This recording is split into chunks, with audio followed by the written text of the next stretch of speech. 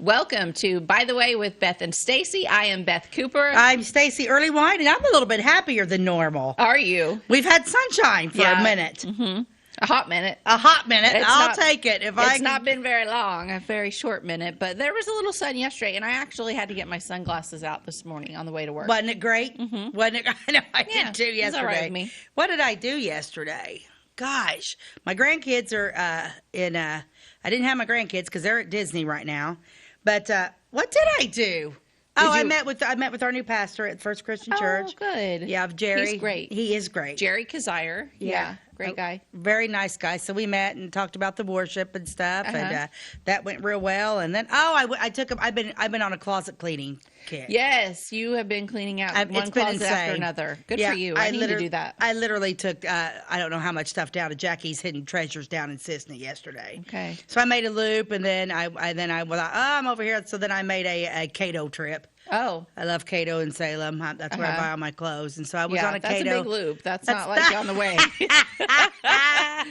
No, it's not on the way. I would have, if Fairfield would have got one, I would have been only 20 miles from Fairfield. So that's Fairfield's fault. So just kind of piddled, and then I got home and it was like decently warm outside, so I kind of piddled outside a little bit. Did you? I moved some stuff around, and I got my porch all decorated this weekend. So I have a big front porch, and I had it decorated previously with snowmen and some trees that look like snow, like a snow scene, and like a lot of blue things and a blue wreath and stuff. So January was coming to an end, so I switched out my porch, and all of my decorations on my porch are red and pink for Valentine's Day. I got some really pretty flowers out. Now I don't decorate for Valentine's Day. You don't? I don't. No, but I did unplug. Like how like you get those little little trees that are, so I got in the sunroom yesterday and I started taking stuff. I got some stuff to take down the basement now, but for the most part, I just kind of,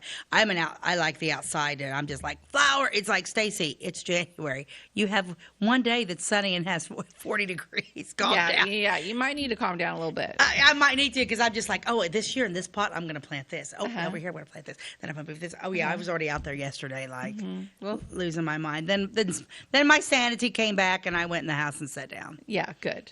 I'm a piddler. It's a little early for that. I know. I get antsy, though. Once we start knocking on February, because January is my least favorite month. I don't really care for January. I think it's long and dreary. I don't care for January. And it seems like this one's been extra dreary. I think we've had a lot of rain the last few weeks. Yeah, I think so, too. I think it's been a rather wet January. Yeah. Yeah, haven't been a fan of January, but we always need that rain. So what else is going on?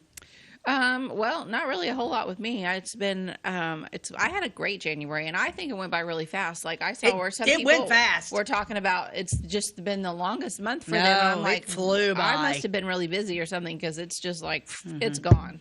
It went by in a heartbeat for me. I thought it went faster than any. I think this is the fastest January in my history, in my lifetime. It didn't go slow. Yeah, time's flying. I just must be having a whole lot of fun, right? Because time flies when you're having fun. That's what they say, yeah. I must just be having a lot of fun. I just don't maybe realize it all the time. You're just decorating food. Look at this quilt. You guys probably can't see the quilt, but this is like a Valentine quilt that Beth made.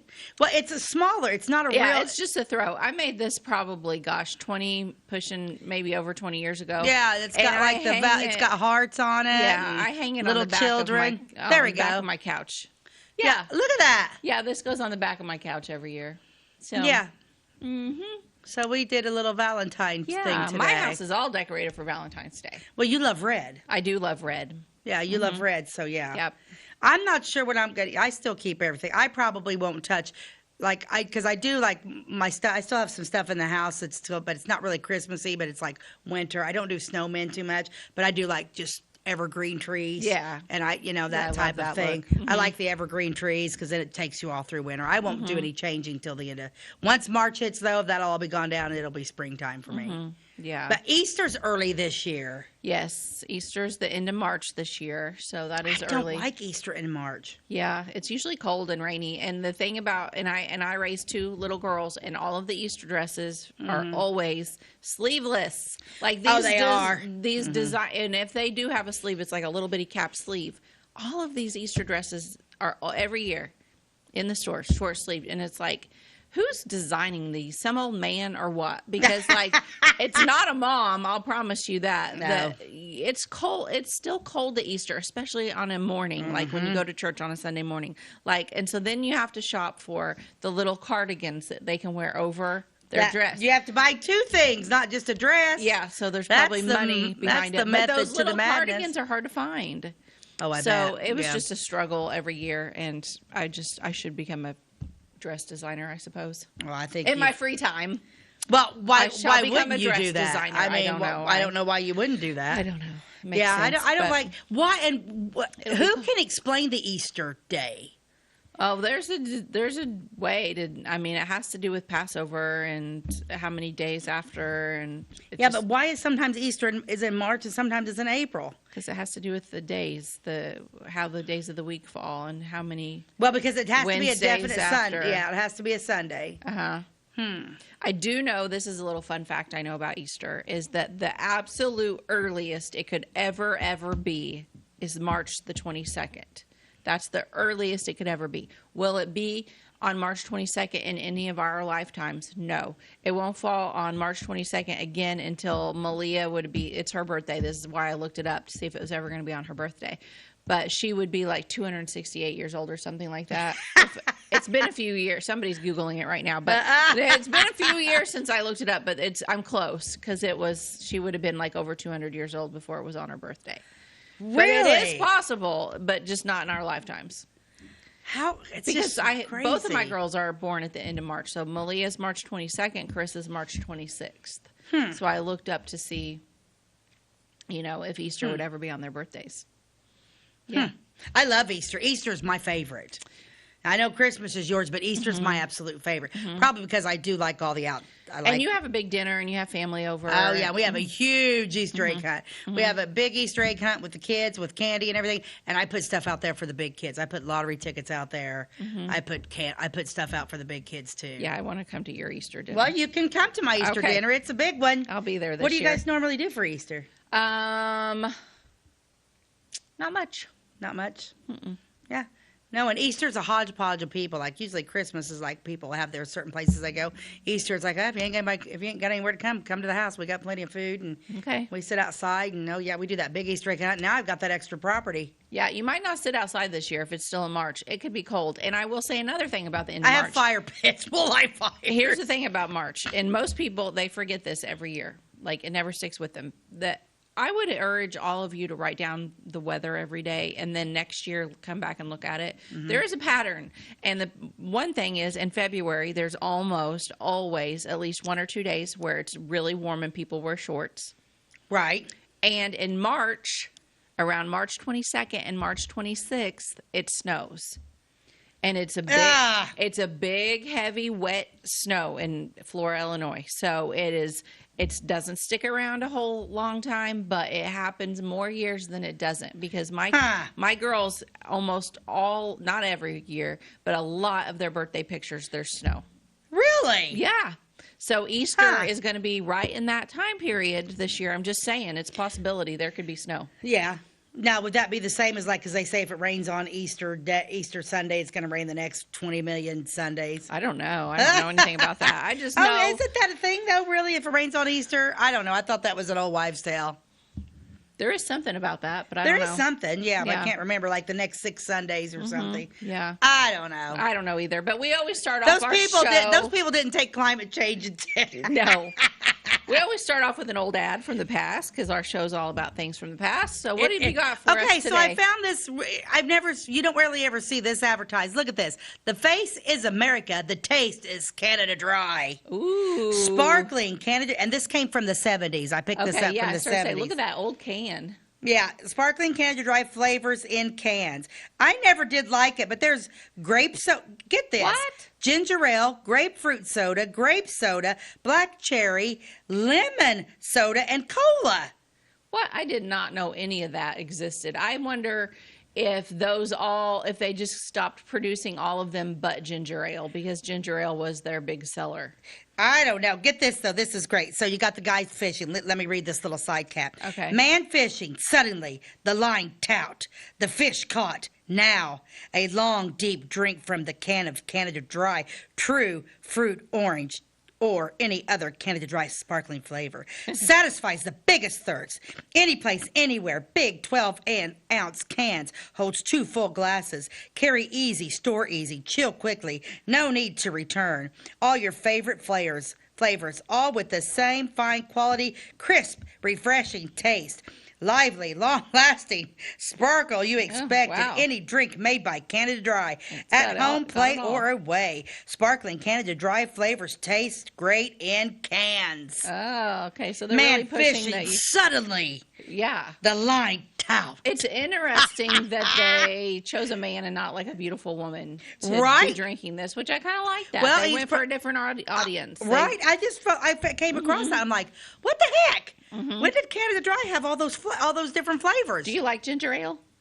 Only when it's mixed with something else. I love ginger ale. And do? I do. I like to drink it by itself. And when I was young, I especially did. And the first time someone told me, like, before the first time I ever flew on an airplane, like, you should drink like something like ginger ale because it'll settle your stomach. Because you know I get motion sick, so ginger is good for nausea. So the very first time that I was on an airplane, they come around, they're like, "What would you like to drink?" I'm like, "Ginger ale."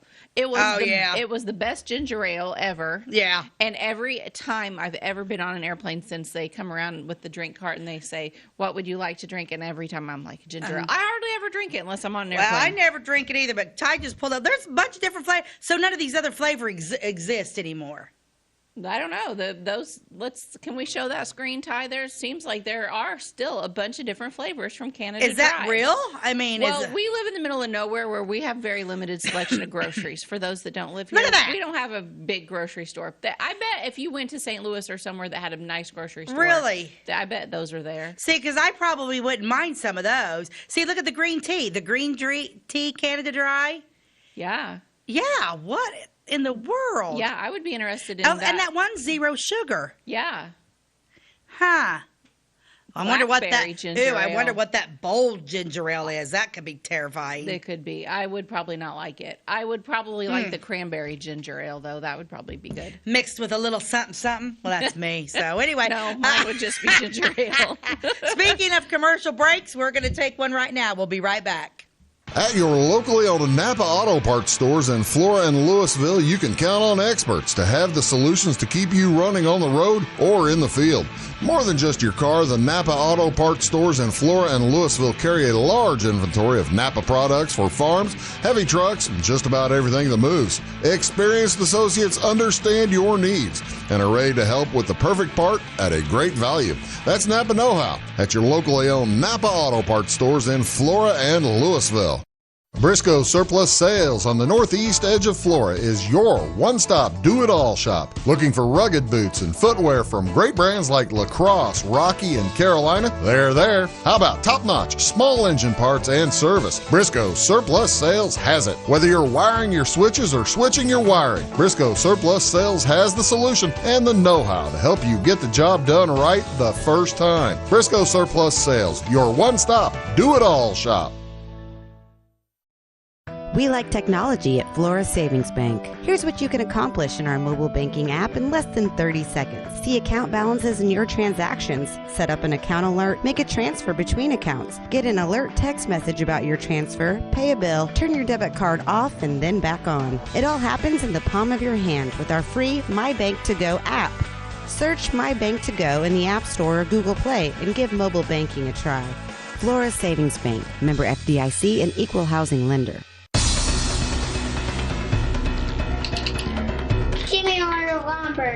Doors, paint, windows, electrical, plumbing, and much more. Oh yeah, give me all your guns too. John Lucas. What? You better be dreaming about all the stuff we sell here at Zink Building Center. Oh, I would. Zink Building Center in Louisville on Route 45. It's a cool place.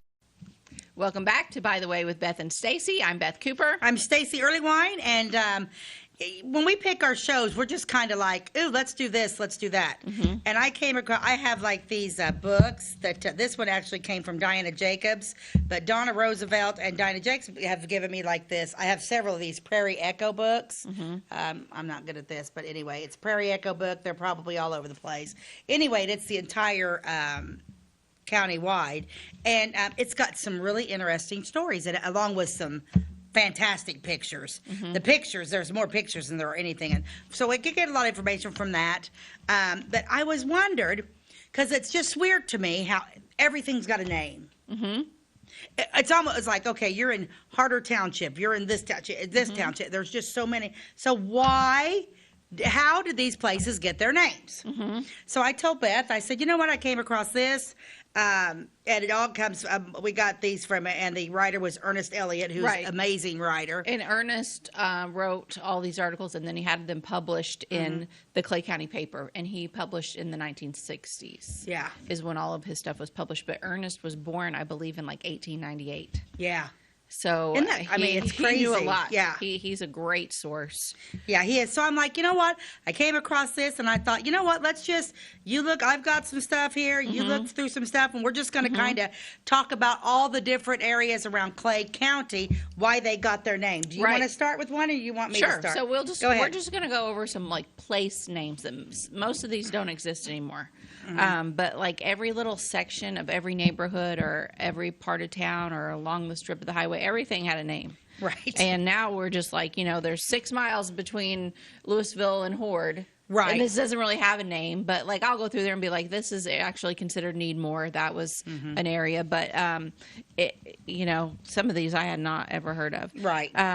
So there's one called Beard's Point. Has anyone ever heard of Beard's Point? I have not. I don't know if it was the family was named Beard, but it was a community in Xenia Township. And that one I don't have much of a description on, but there was in somewhere over by Xenia an area called Beard's Point. Mm-hmm. Okay, and then the next one I have is Bethel, and that was along the west edge of the county, and I think that would be over near Bethel Christian Church. The Bethel Church. Uh-huh. Yeah. But it's just that area was just everyone around here knew it as Bethel. Yeah, so And, so a lot of times like they'd be like, well, where do you go to school? Bethel School. Where do you go to church? Bethel Church. Yeah. yes. So here's one called Birch. Birch. They actually had a post office, and it was established. The post office was established in Birch on October the 27th, 1899. Way back. And it was discontinued in September of 1904. I don't have a location on where that was exactly, but somewhere in Clay County, there was a town called Birch, and it only lasted for, 6 years? 5 years? Not long. Not long. I'd be sad to be a resident of Birch. Be like, Birch, yes, we're growing. We got our own post office. Things are great. And it Bump, bump. Nope. Post office is gone. Nobody lives here. Nobody lives here anymore. Well, I got one, speaking of post office, and a lot of it has to do with post office. Yeah. So here's one of mine. We hear a lot about when I do research Cato. When I talk about Cato, I'm talking about the clothing store. This is Cato's actually in Salem. Cato was the first post office in Xenia. It was established May 5th, 1834, but was discontinued in December 1835. What? It was only there for a year? Yep. It was reestablished May 28th, 1836, and discontinued again on August 25th, 1840. Wow. The post office was opened again 2 months later. But in 1848, the Cato post office was moved and the name was changed to Xenia. William Lawson settled in Section 7 and kept the post office at one time. William was a Baptist preacher, merchant, farmer, and postmaster at one time. His descendants still live in that area and have the old record book that was kept in the store. Oh, that's cool. That is cool. It has seen seen that book. It's well kept. The Xenia post office is still in operation. Right. So 1836, is that when the first Cato post office was established? The first one was 1834. 1834, you guys. Flora was not established until 1854. Yeah. When 20 years. When was Macaulay here? Macaulay was here in 1825. Okay, so this was that was one of the very first settlements. Yeah. There wasn't much here at the 1834. But Cato. Boom. Chuckalaka. Well, speaking of Macaulay, I have one here called Macaulayville. Well, there should be. There should be. He's Except our man. he was a slave owner, and he well, was kind of a crappy wasn't. guy. Okay. Everybody Okay. was. You can't get over the fact that he had that little slave boy. He had several. I don't think he was a very nice person. Macaulay. I don't. I read some stuff about him, and I'm like, Well, I'm still going to go see his grave. I want to go up there. You're going too. You're going to like it. Macaulayville was the first post office to be opened in Clay County. It was near the Little Wabash River Right, where in he Clay settled. City. Okay. It was opened at Macaulay's Trading Station January 14th, 1825, but was discontinued 3 months later. okay. Do you think it was seasonal? Like once the winter got here, like the post office closed? Probably. Okay, keep going. Maybe. Here I got one. Levitt's Prairie. Have you ever heard of that? I have heard of that. Okay. Levitt's Prairie was a rather large strip of prairie land settled first by the Levitt family west of the Little Muddy in Hoosier Township. Okay, so between Louisville and Clay City. Yeah. Up in there. Okay. I'd never heard of it, too. Mm-hmm. But I have come across in some of my research the Levitt family, so we'll have to do a show on them. Mm-hmm. You got one for me? Yeah, sure. Buckville. Buckville was in Pixley Township, so that would probably be up by Sailor Springs, Ingraham, on Laws Creek. It was first the site of a sawmill and a flouring mill, and then it was later changed to a steam mill operated by Wesley Woods. Then later the name changed for Buckville, and it became Pleasant Hill. That sounds a lot nicer than Buckville. Yeah, I don't like, Buckville. But Pleasant Hill sounds pleasant. After the mill was removed, it doesn't say why they removed it, but Galewood and Company built another saw and flouring mill and later added a carding mill. Huh. Well, I don't know what a carding mill is, Carding, but it was all on the same ground. So somewhere in Pixley Township, they had some successful mills. Huh. Well, I've got a mill here for you, Gobbles Mill. Gobbles. Was it a Gobble family? I don't know. It wasn't Goble, was it? I don't know. Gobble? Gobels? That sounds gobbly to me. Gobbles Mill, Gobels. I think it's Goble. That first guy that settled in Louisville, his name was Goble. Goble, well, you're probably right. Okay. Goble Mill was Gobble Mill. Okay, let's call it Gobble. I like That's fun. Gobbles. Was near the present Louisville. There was a store, a sawmill. What's a grist mill? I've heard of that. That's What is a grist mill? I don't know, Ty. You'll have to look that up. Yeah, if Ty, I look say up what I grist think mill. it is, I'll probably look like an idiot because I'll be wrong. A few houses and a blacksmith shop. Then the county voted to move the county seat to that area about 1842. The new part of the town was named for Crawford Lewis, but was misspelled Louisville right. by the surveyor. Yep. It's kind of an interesting story. And Mr. Blackburn, I believe it is still spelled Lewis on the railroad maps. The first mill was established July 1st, 1839, and was moved into the new post office in 1967. Okay. That was a good year. You know what happened in 1967? You were born? I was born. Mm-hmm. What is... A grist mill grinds flour and cereal grain, which is what I was going to say it did, but I wasn't sure. See, you should have said that, and then you'd have looked really, really smart. I know, but I was like, it's probably not that. And then they'll be like, she doesn't know anything. No, so what I was going to say about, my mind went.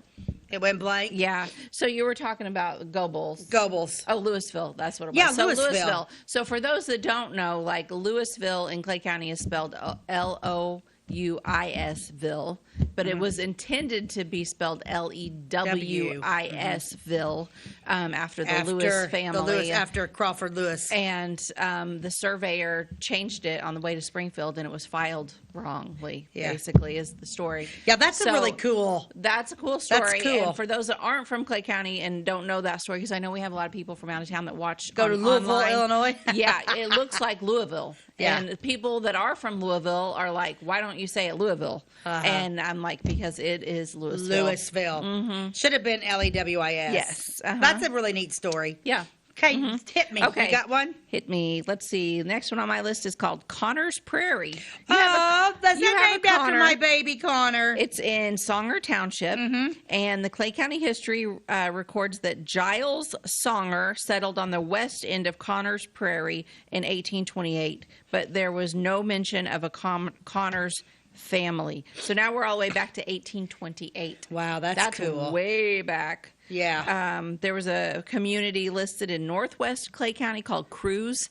C-R-U-S-E, Cruse. Huh. I don't have anything other than that. It was on a map. Okay, here's one. Edinburgh. That sounds very English, Scottish. Edinburgh You got does. Edinburgh on your list? I do. Tell me about it. It was laid out by George Monocle in Section 17 of the Bible Grove Township soon after 1843. But the name was soon changed to Georgetown. So somebody did not like Edinburgh. And I like Edinburgh. I know. It makes me feel like I've traveled overseas. But they changed it to Georgetown. And at one time in 1885, they actually had a population of 200 people. Really? That's pretty big. I mean, compared to current like Horde and different communities now that aren't even at that size. There were 9 other Georgetowns listed in Illinois. This might not be good. What's happening? So this Georgetown's name was changed to Bible Grove. It seems that Bible Grove actually includes both Georgetown and the Lewis settlement. So there was both up there. They kind of combined because they were probably technically only like a mile apart. I mean, so many of these communities were just like separated by like a mile or less than a mile. Right. I'm not even sure why they had separate names. There was a store there kept by Finnemore and Apperson, F.C. Folly and Stevis Hardin, Cogswell and Nash. That sounds like a band. Cogswell and Nash. That's what They were the merchants, and a post office was established in Bible Grove in 1854, the same year Flora got started. Bible Grove. Do you know what? And Ty, you might have to Google this to see if I'm right or not. But as far as names go, what is the most named city in the United States of America? What's more? You know what I'm trying to say? Yeah, the most common city name in the United States. In the United States. I don't know. I was shocked by it because I thought it would be, I didn't know what. Smithville or something like that. It's not Xenia. Greenville. I think Greenville is the most common name. Oh, everybody has a Greenville in their state. Is that right? Try's going to look it up. I'm almost positive because I can't remember what I was thinking like Frank. I don't know what I was thinking. Springfield is because I was thinking it had to be Washington, Lincoln. So there's more towns called Springfield. It's either Springfield or Greenville, but it's either Springfield or Greenville. Wow.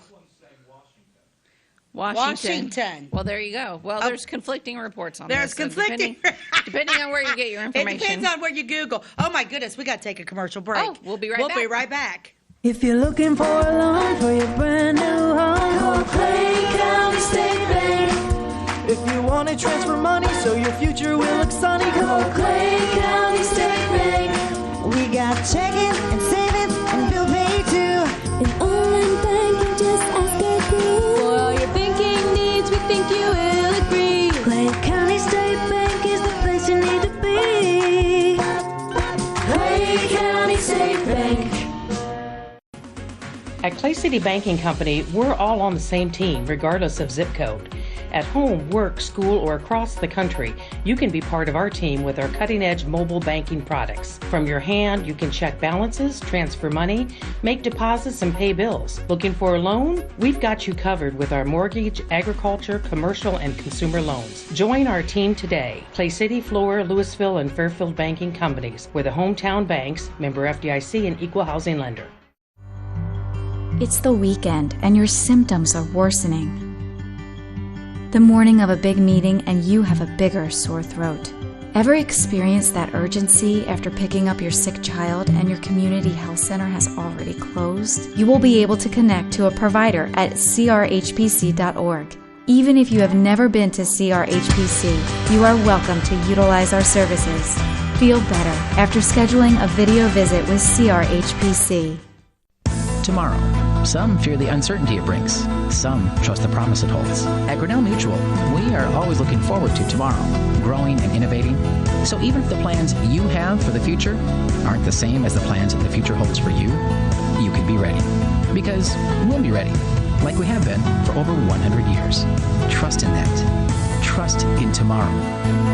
Talk to your mutual agent today. Your local agent is on the square. Louisville, Clay County, Farmers Mutual Insurance.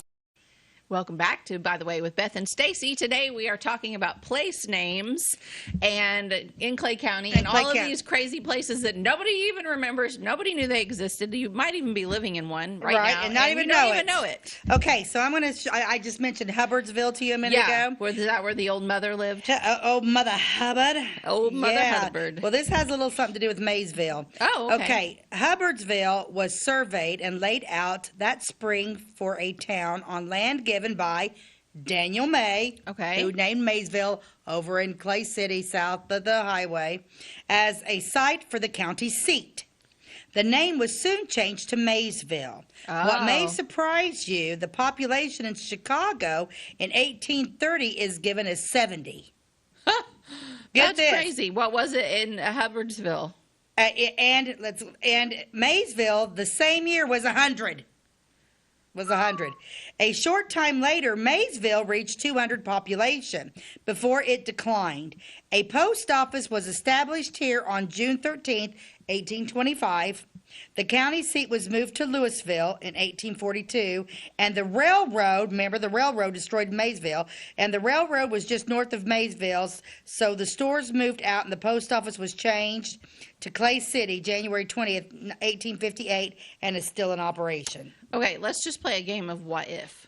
What if? What if Hubbardsville's name was never changed to Maysville? Mm-hmm. What if Chicago never grew big and Hubbardsville did? What if the railroad would have went through Hubbardsville instead of Clay City? And what if Hubbardsville was the biggest city in Illinois and everyone lived there was Hubbardsville? I mean, what a horrible name. And then I would have to move. But we wouldn't know any different. We wouldn't know any different. What if we were city people instead of small town people and we didn't even know? Because because at one time, see, Sailor Springs had that rich history, which Sailor Springs is my favorite place in Clay County. Yes. Sailor Springs had that rich history, and at one time, the railroad was supposed to go, like the Chicago, the Loop, all that type of stuff, and all that railroad stuff up there. It was between Chicago and Sailor Springs. And remember the history of this? So what happened is that you had like they were, for some reason, like Chicago and Sailor Springs were in the fight to get the railroad coming right in that area, and Chicago ended up winning out, and that's why all that stuff is up north. That's when the mafia was all involved. And New York mafia and the Chicago mafia was all involved in Sailor Springs. And very interesting. I have to win the lottery. Yes, please win the lottery so that we can take over and build a campground at Sailor Springs and bring back. Jason and I were just talking about it this week because he was like, "Where exactly was the Greendale, right? Lake, pond. I don't know what you want to call it. It was kind of a big lake, and relationship to the springs, and we were just kind of going back and forth with the geography there. It's just interesting. I love Sailor Springs. I love Sailor Springs. Richest history. Love it. Love it. That, and I also think that Sailor Springs has the richest history. I think it has the richest history in Clay County, but I also think Oskaloosa. Yeah, Oskaloosa definitely has got a rich history. Okay, you got something for me? Yes, I have a very short one I don't know much about, but I like the name, and it was called Fox. Just simply Fox. What does the fox say? It wasn't called Foxville. It wasn't called Foxland. It was just Fox. And there was a post office there, and it opened in September of 1839, way back when, and it was discontinued in July of 1841. So only 3 years, and no location is given in any information about Fox other than that it was in Clay County. Wow. Fox. Huh. Where do you live at? Fox? Fox. Oh, okay. Sounds nice. That's cool. Mm-hmm. Well, we were just talking about the Lewises. Let's talk about Lewis Settlement. Okay. Lewis Settlement, named for William Lewis, is now known as Bible Grove in Section 17, Bible Grove Township. Mr. Lewis lived 12 years in Xenia Township before moving to Bible Grove Township. I wonder why he moved. I don't know. There is not another town in the United States or the world by that name. Oh, there's only one Bible Grove. Kind of like Oblong. I think they have a sign up that says the one and only Oblong. The one and only Oblong. Mm-hmm. There was a Bible found in a nearby grove, hence the name Bible Grove. Yep. A mill and store were started in the 1840s. The post office was established there June 19th, 1854. So the post office in Bible Grove started the same time Flora was established. Yeah. How interesting is that? When I was in high school, I lived near Bible Grove. I lived in Horde. Mm-hmm. And back then, we had we just drove, even though we weren't 16. Like you were, I was 14 probably. And I would just take my mom's car and we would drive around. Right. I mean, it was the 90s. There's a guy on TikTok that does that. It was the 90s. Yeah, okay. Yeah. So we just drove. And we would drive around Bible Grove. And we did not call it Bible Grove. You know what we called it? What? Bibbly Groovy. For real, that's what us kids called it. Groovy. Bibbly Groovy. Because you're super cool? We're super cool kids in the 90s. I love it. I love it. Do you have another one for me? Sure. Let's see. I got Hampton's Point. Hampton's Point. Mr. Hampton settled in the northwest corner of Songer Township and planted some corn. His neighbors pitied him because he did not know that corn would not grow in these parts. They thought. Now, we all know that to be wrong. Right. Until his few acres matured a very good crop of corn. Then their scorn turned to admiration. Mm-hmm. This area was called Hampton's Point for years. So, comes along, plants some corn. Everyone laughs at him. He says, I'll show you. And he did. I like him. Good for him. I like him. I have one here. McDaniel Settlement was named for John McDaniel and his 3 sons who lived nearby, Hugh, John Jr., and Robert. The father ran a ferry on the Little Wabash River in Clay City Township for a while. Oh, cool. Huh. That's interesting. Do you have one? Sure. Jordan. Just Jordan. Jordan in Blair Township. It's 3/4 of a mile east of Horde. So Horde was probably already established. Right. And just 3/4 of a mile, which really isn't that far. It's not very far. Another community named Jordan was named in honor of William Jordan, who owned land there. The post office was established in Jordan in November of 1858. And the first postmaster was John Beal, B-E-A-L. The first store was put up by Dr. Bauer, who came about 1853. And Blair and Krause set up the next store. I was wrong. I should have read all this. The name, but it said it was 3/4 of a mile east of Horde. But I guess the name was changed to Horde in honor of George Horde, who also owned land there on that corner. So it was just a little off from where present day Horde is I think when I was growing up, they called that area Old Horde. And it's kind of back there, which this says east. This would actually be south. But there's an area called Old Horde that's back behind that home right there on 45 for developmentally disabled adults. Right back in that area, there's like a little section of the old Route 45. Right. And I was always told that's Old Horde. A thriving business was carried on in this community.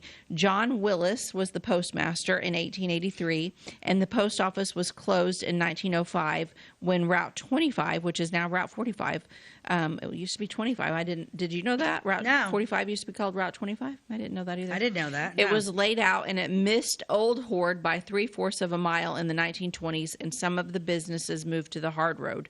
Old Horde today might be called a ghost town. Huh. Yeah, so they're talking about Old Horde back there behind that home. Okay, real quick. Country's View Terrace. Since you're up in that area, how did Tick Ridge get its name? Oh, I don't know. You don't know how Tick Ridge got its name? Nope, that's not on my paper, and I don't. I know. I was looking for it too because I thought maybe it had to. Yeah, I don't know. But it did. Okay, so I have Bishop. Yes. Do you have Bishop anywhere? No, I've read about Bishop before, though. Bishop Community was named for Benjamin Bishop and his sons, Jess, Washington, Nathan, and Jones Bishop. Benjamin Bishop settled in Section 34, Larkinsburg Township. They opened a neighborhood store and in January 1950 established a post office under the name of Larkinsburg. The name was changed to Iola in 1874. The post office is still active. Let us take a look at Iola 85 years ago. A saw, stave, and grist mill was operated by Ellis & Company, and a general store by W.V. Vickery. William D. Watson was a dealer in farm implements, buggies, wagons, etc. R.J. Brown, born in Clay County, was a farmer and a school teacher. Jenny Williams from Tennessee was also a teacher. James C. Craig was a justice of the peace and a farmer from Marion County in 1857. H.M. Campbell, a farmer and a grower from Cook County in 1864. Oh, wow. J. Robinson from Indiana in 1865, and Township Assessor G.W. Starkey from Ohio in 1871 was a farmer and school teacher. The population of Iola 85 years ago was given as 137. And she's saying 85 years ago, but this was written in the 1960s. I'm sorry. Yeah, so it's not sorry. 85 years ago from 2024. Yeah, sorry. 85 years ago from 1960 From 1960. Mm-hmm. But no other information is about it. Mm-hmm. Bishop. So there's a rich history up there in Iola. Uh-huh. Yeah. Yeah. I think there's a Bishop Creek, but it's a lot farther north. Is it? Yeah, because I think you cross a bridge on the way to Effingham, and it says Bishop Creek or something, doesn't it? Am I dreaming that? I think you're right. Yeah. I only go by it like once a week. You think I would know, but I don't. Isn't it weird? Okay, like seriously, isn't it weird like how you can be driving the same road? Where was I at the other day and I was driving?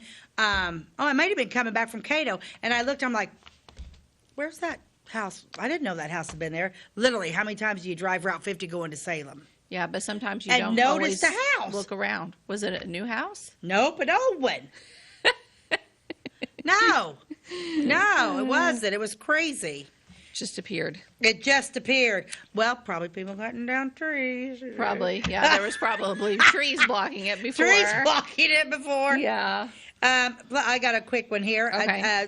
Rifle. Oh, cool. That's a neat name. Rifle, Illinois. is a small community about 5 miles northwest of Louisville. It had a railroad and a post office, was established there in May 1891, but was discontinued in 1907. That's what it said. Huh. Isn't that crazy? That's crazy. You got another short one before I we go don't. The next one I have is kind of long, so let's I'll you got get another one. short one? Sure. Okay. Xerxes. Is that a Greek god? It's a Greek god. You didn't know we had Greek gods in Clay County. Apparently and no, we we're do. not talking about Jim. Xerxes.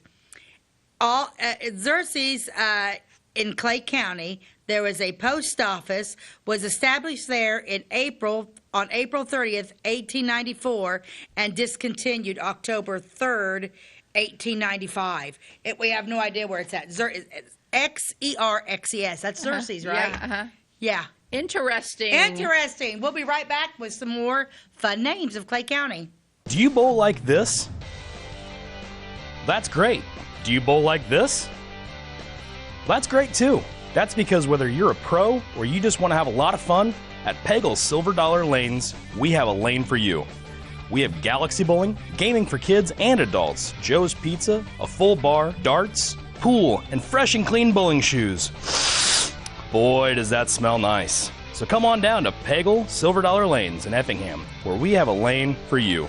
My name is Robin Stanford. I own Stanford Marketing. It's a promotional products business along with an embroidery business. And we do custom hats, t-shirts, anything, you name it, we can make it. People like that we do stuff in-house and we can actually make things here and that we're not contracting the work out to other places. We never say no. We always try to find a way to do it. If anybody can do it, we can do it. We are hardworking women, that is for sure. Come to Stanford Marketing in Flora for all your custom and promotional needs.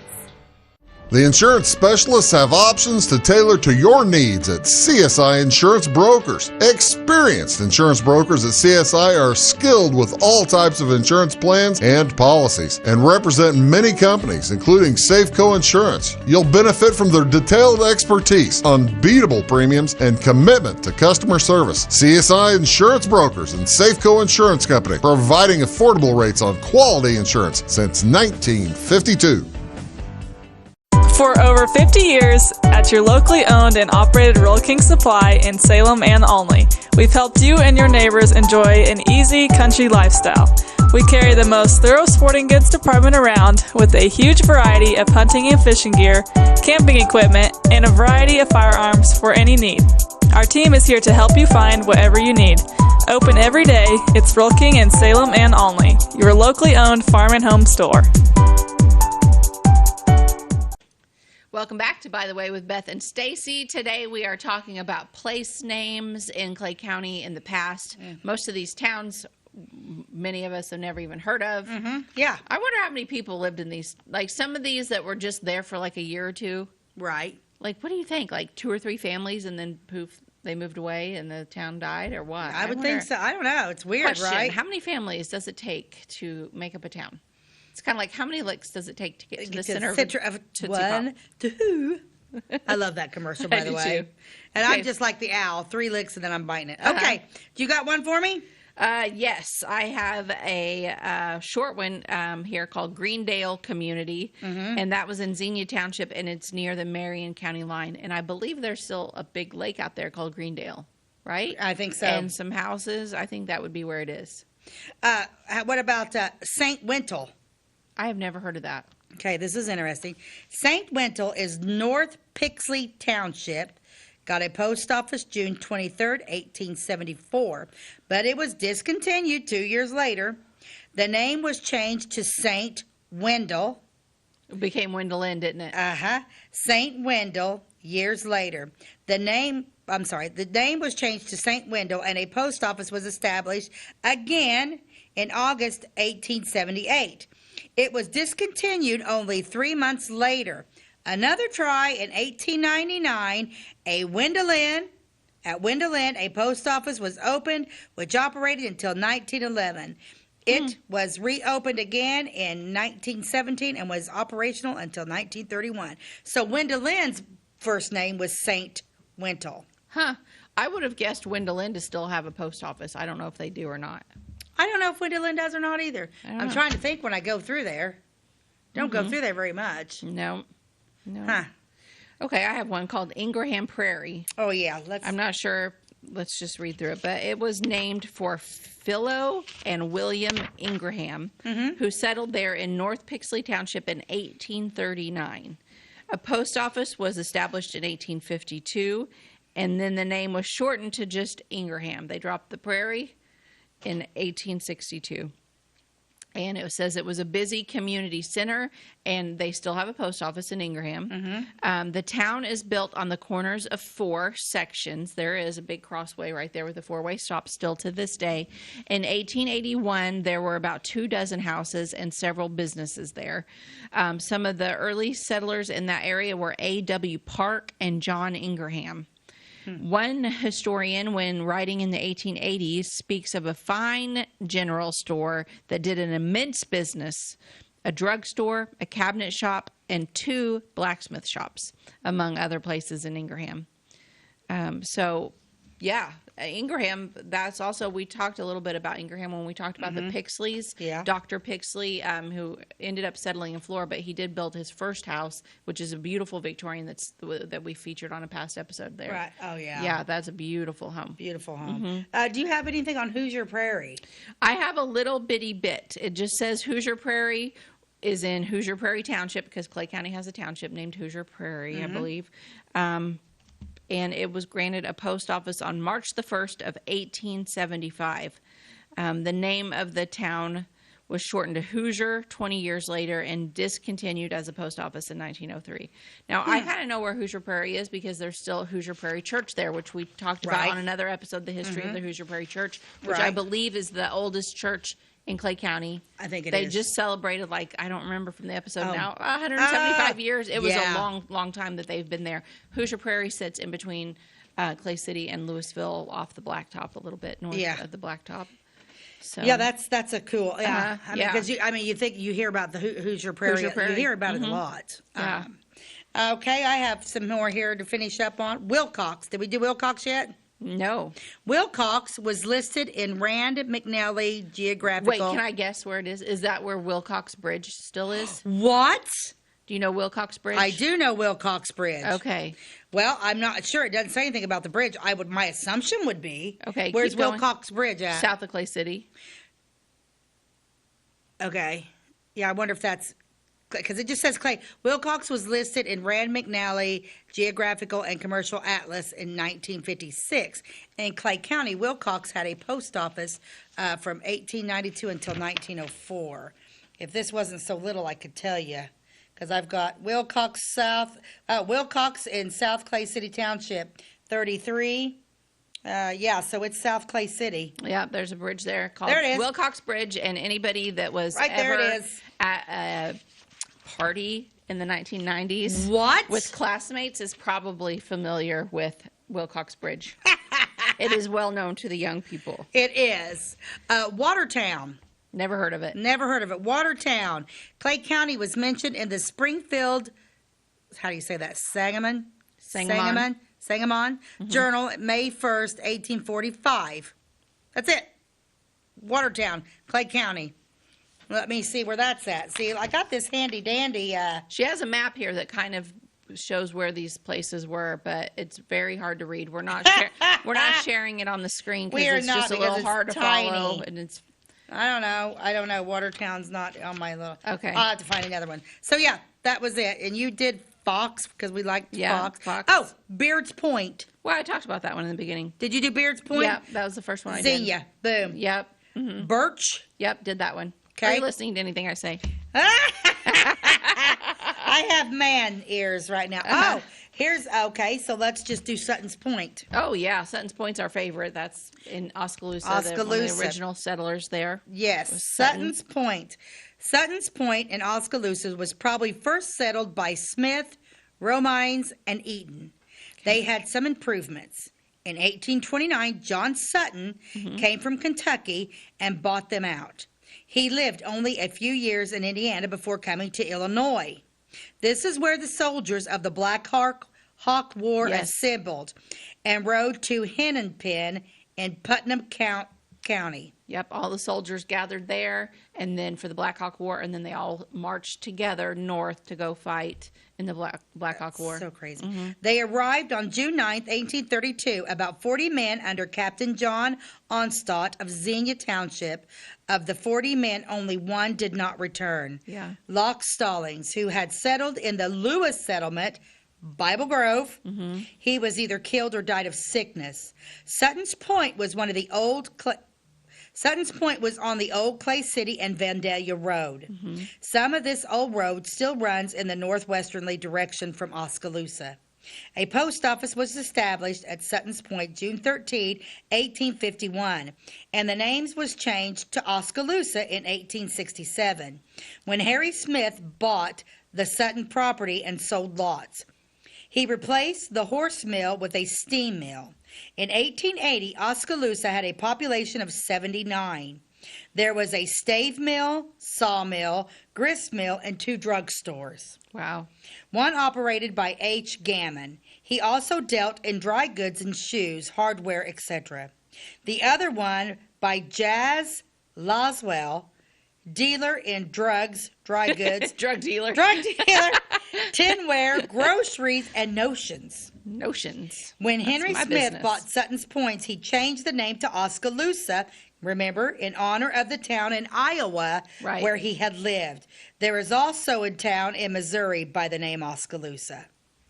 Yeah. Sutton's Point. Love That's really neat. Yeah, I love the history of Sutton's Point. And then the last one that I have on my list, and I think we have pretty much got it all, was the settlement known as Niagara, Niggar, Niagara Settlement, along Skillet Creek. Was started by the ex-slave Joseph Higginbotham. Yeah. I did not know that was the name of their settlement. I mean, that's the N-word, basically, right? I think it is.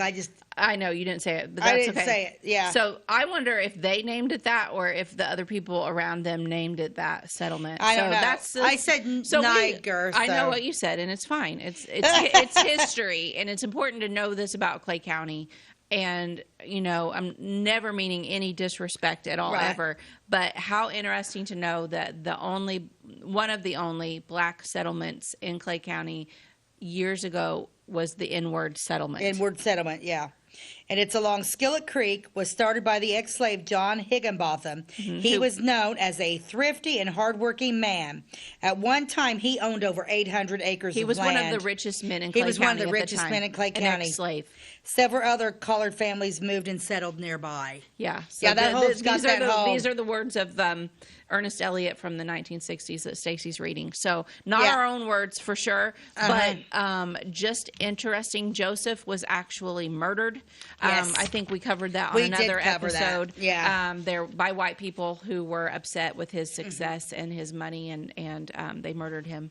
But interesting to know that about Clay County. And then of course there's the Black Cemetery. Yes, and they have their own cemetery. They have their own cemetery, which I like near Oskaloosa. Yeah, it's really neat. Mm-hmm. Well, you can't. It's kind of like it's very hard to get to. It's on private property, but it's on private property, so we can't. Anyway, let's end this show. What do you got for us? Let's end it with a word to live by or famous quote. Okay, let's see.